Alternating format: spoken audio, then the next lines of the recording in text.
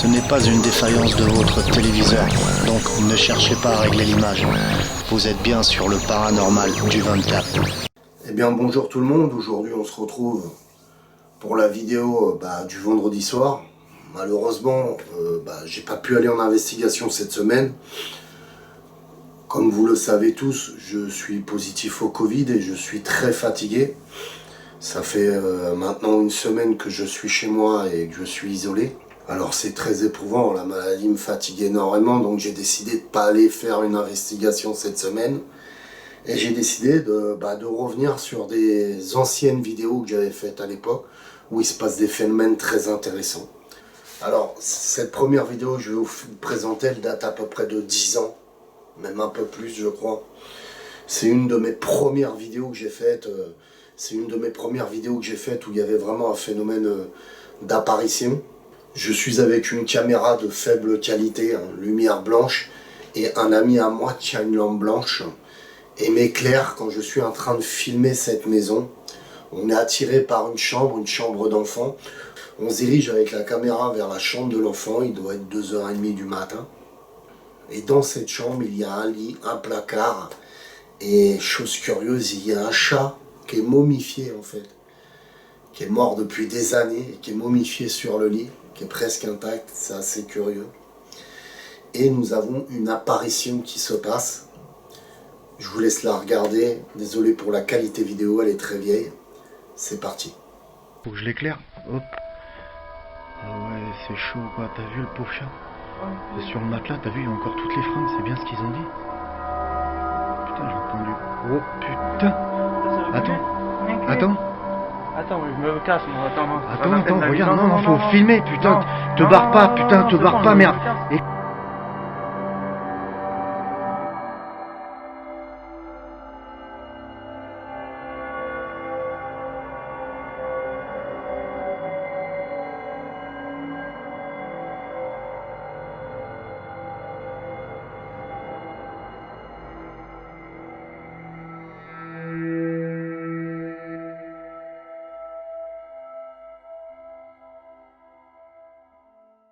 Donc nous allons rentrer dans cette chambre car nous sommes attirés par un bruit. Je vois pas, faut que je l'éclaire. Ensuite nous voyons un chat mort sur le lit et tout à coup je vais entendre la porte du placard s'ouvrir. Je vais demander à mon collègue de rester qui lui à ce moment-là veut partir. Attends, je me casse, moi, Attends, regarde. Et à ce moment-là le son disparaîtra mystérieusement. Il ne sera pas enregistré par ma caméra. Et c'est là que passera devant nous cette entité sans que nous la voyions. Ce n'est qu'au revisionnage de la vidéo que nous la verrons.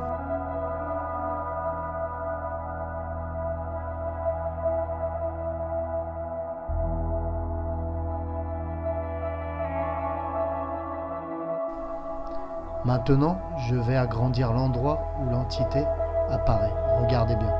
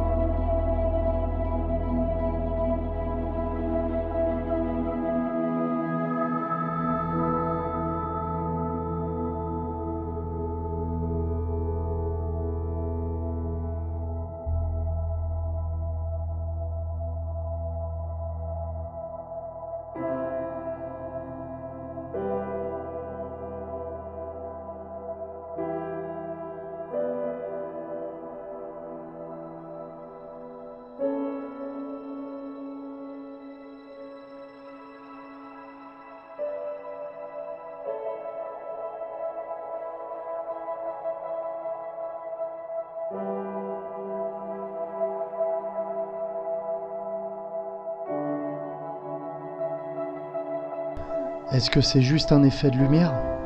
Mais alors, comment expliquer cette forme qui passe devant nous à toute vitesse? Comment expliquer cette porte de placard qui s'ouvre toute seule? Et enfin, comment expliquer cette silhouette?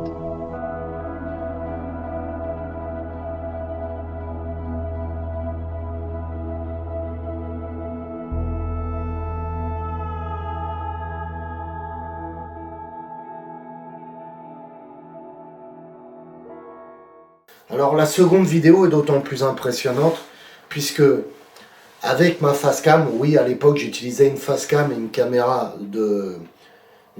principale avec un épaulier caméra, c'était très à la mode à l'époque. Et donc je me filmais comme ça et on voyait mes réactions de visage dans mes enquêtes. Et par le biais de cette Facecam, je vais réussir à filmer un visage d'une entité non humaine. Je vous laisse la regarder.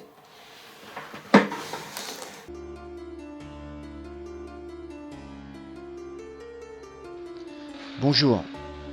Aujourd'hui, je souhaitais revenir sur une scène du hors-série 2 qui a été diffusée que dans le vlog de cet épisode. Comme vous le savez tous, l'enquête qui m'a le plus éprouvé et marqué est sans aucun doute le hors-série 1 et 2. Après l'enquête du hors-série 1, je serai même conduit aux urgences et je ferai un début d'infarctus. Mais revenons à nos moutons, si je puis dire. Quand j'ai fait l'analyse de mes rushs, une partie de mes rushs était inutilisable. Donc je fis le hors-série 2 avec ce que j'avais. L'épisode fut mis en ligne. Mon voisin et moi, nous nous aperçûmes d'un rush que je n'avais pas visionné. Le rush était abîmé, manque de son, d'image, etc. Mais une scène pourtant retiendra toute mon attention et va me marquer très profondément. Dans cette scène, qui est un rush de ma Facecam, vous allez pouvoir voir un visage démoniaque passer en une fraction de seconde devant ma Facecam. Dans cet épisode, je suis tout seul sans équipier, mais regardez par vous-même.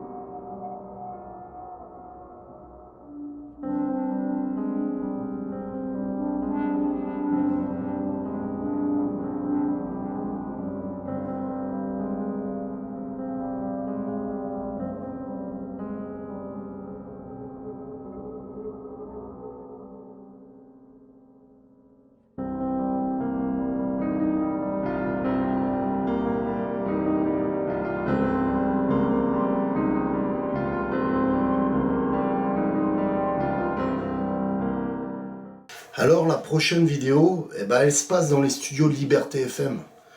Elle doit remonter à plus de 5 ans. J'avais l'habitude de filmer mes enregistrements de radio. Et ce jour-là, on était en plein live. Une apparition va se faire dans les studios du radio et va être détectée par un de mes pods. Et tout ça se fera en live. Mais je vous laisse regarder. Là, on est impeccable. Je passe devant, ça sonne. Vous voyez ? Quand tu penses qu'on ferme les fenêtres, non, ça pose pas de soucis sur les fenêtres. Non, c'est pas gênant. Tu vois, ça sonne assez fort. Donc voilà. Donc là, réellement, si le pod y sonne, c'est que y a une entité qui passe dessus. Là, c'est moi qui viens de faire sonner le pod à l'instant. C'est pas une entité, mais il faudrait vraiment, alors qu'il y a une chauve-souris qui passe devant. Mais les chauves-souris rentrent pas dans les studios de radio. Et voilà. Donc nous, on va lancer l'enregistrement et on va se barrer. Là, c'est moi qui le fais sonner encore. Voilà. On va se barrer de l'autre côté. On va faire notre petite émission de radio tranquille. Et puis on va voir comment ça se déroule. Voilà. Voilà. Il est 23h. Et donc l'enregistrement est lancé. Tu peux lancer notre musique de toute façon. L'enregistrement est lancé. Et donc voilà. Donc une fois la caméra d'installer et lancée, le pod d'allumé, nous allons continuer l'émission de radio qui sera toujours diffusée en live. Et tout d'un coup, je vais interagir avec la voix d'un enfant, non pas par le biais de la Ghost Box, mais un PVE dans les studios. Écoutez.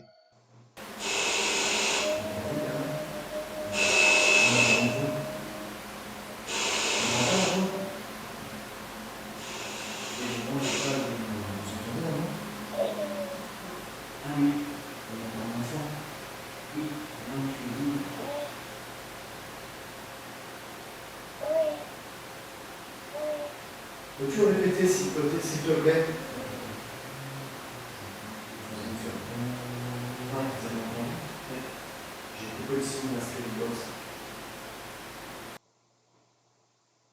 Peux-tu refaire ce bruit s'il te plaît? Ça fait un bruit. Bizarre, ça n'avait pas sonné le pot, mais ça. Pas encore. Est-ce que tu peux faire sonner la petite boîte qu'il y a sur la table? Fais-la sonner s'il te plaît. On l'a bien entendu parler, on J'ai a entendu, mais Ouais. j'ai vraiment entendu. Alors, je vous dis, je répète, on vient d'entendre une voix en fait. On est tout seul dans l'immeuble en fait. Hein. L'immeuble, c'est le studio de Liberté FM. Il n'y a personne en haut. Nous sommes les seuls locataires du studio. Et on n'est que deux aujourd'hui. Et on n'est que deux. Il n'y a personne en haut. Il y a un étage en bas. Un étage, non, c'est un rez-de-chaussée. Il n'y a personne en bas puisque c'est à nous aussi. Et voilà, il n'y a personne. Les voisins, c'est une bibliothèque. Donc la bibliothèque, hein, c'est la bibliothèque, elle est fermée, donc il n'y a personne. Il n'y avait personne du tout. Voilà, on n'a vraiment personne. Donc ça ne peut pas être un bruit de voisin ou quoi que ce soit. T'entends?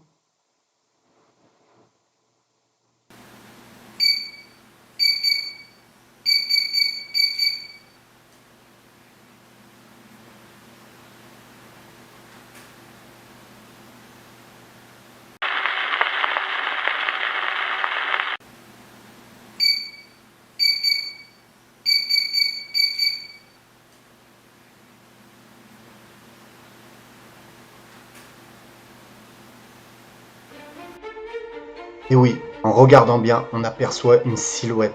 La silhouette apparaît au moment où le pod se met à sonner. On dirait une silhouette qui se dirige vers la fenêtre, comme si une personne se préparait à se défenestrer, comme ce fameux musicien.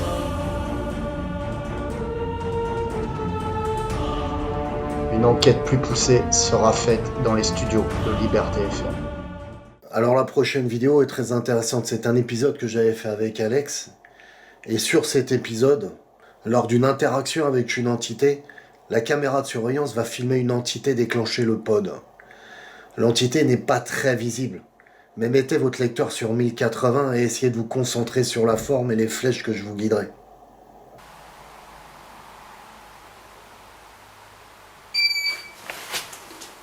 Allez, une. Au cadre en main, s'il te plaît. Excuse-moi, ça m'a surpris. Ça m'a fait Ça sursauter. m'a surpris. Donc, elle est toute seule. Merci d'avoir répondu. Ok, vous avez bien entendu le pod sonner. Maintenant, on rembobine la scène et on se focalise sur la caméra de surveillance qui est en face du pod. Si votre lecteur YouTube n'est pas sur HD, mettez-le sur HD et concentrez-vous sur ce que vous allez voir.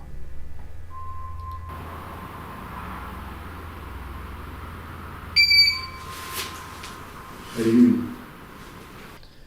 Vous n'avez rien vu? Allez, je vous guide avec des flèches. Mais surtout, mettez bien votre vidéo sur HD.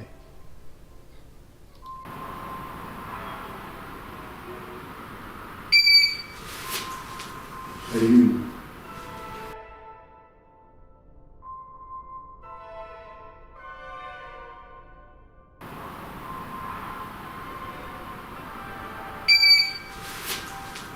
Elle est une.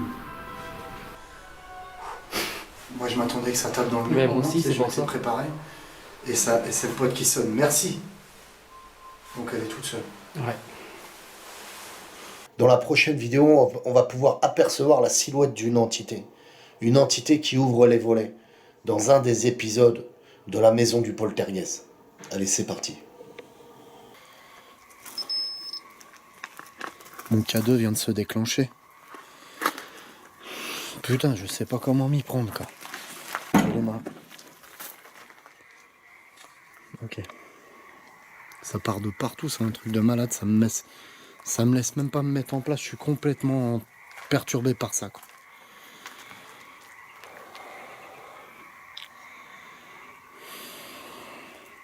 Allez, je prends ma ghost box, on arrive vers là, on va voir ce qui se passe. Je vais rentrer dans la piole, dans la maison.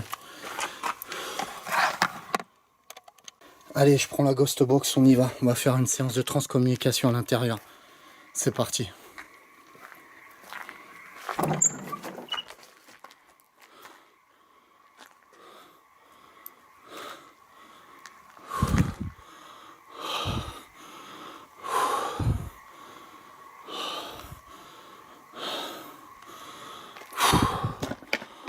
Oh, truc de malade.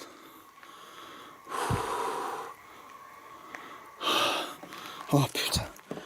Oh putain. Ok, vous venez de voir les volets qui s'ouvrent tout seuls. Maintenant, je vais rajouter un filtre. Un filtre qui va éclaircir l'image. Et vous allez vous rendre compte au milieu du volet, au moment où il s'ouvre, qu'on peut apercevoir une forme fantomatique. C'est parti. Allez, je prends la ghost box, on y va. On va faire une séance de transcommunication à l'intérieur. C'est parti.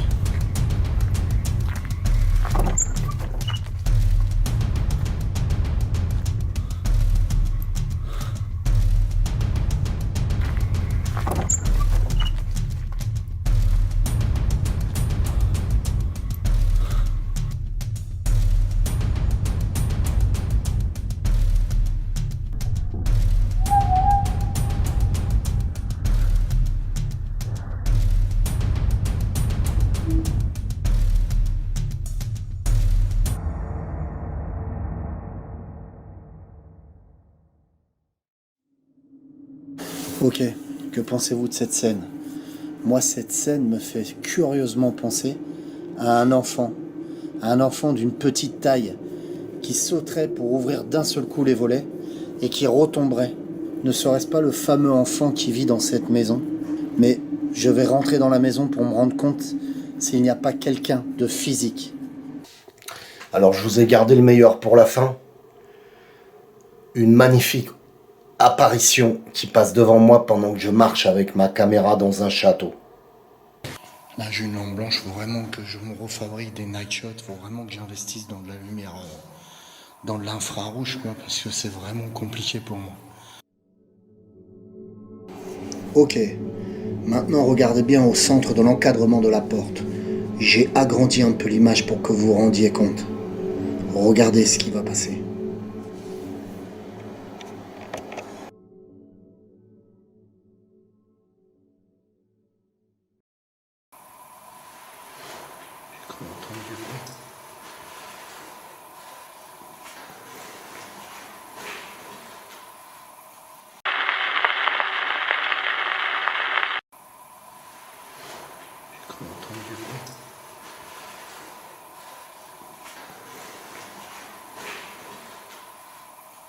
Tous ces passages d'investigation que vous avez vus, elles sont disponibles sur ma chaîne YouTube, Le Paranormal du 24.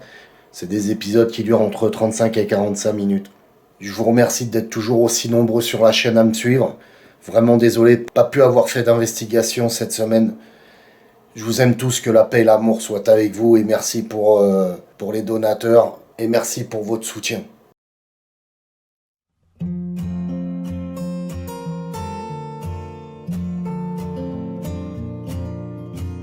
Léa et Léo sont commerçants. Margot et Samir sont artisans. Pierre est maire de sa commune. Leur point commun, ils habitent dans cette même commune. Tous utilisent wekup.org dans leur vie quotidienne. wekup.org nous a permis de réellement faire des affaires sur le web. Ils nous ont fait notre site et nous font connaître dans la région. En plus, ils nous accompagnent. Depuis que nous avons souscrit à wekup.org, nos affaires ont bien progressé. wekup.org nous apporte un vrai tissu social local. Pour ma commune, wekup.org est un plus incontestable. L'effet Internet est inversé. Les gens se connaissent mieux et peuvent s'entraider grâce à leur place de marché.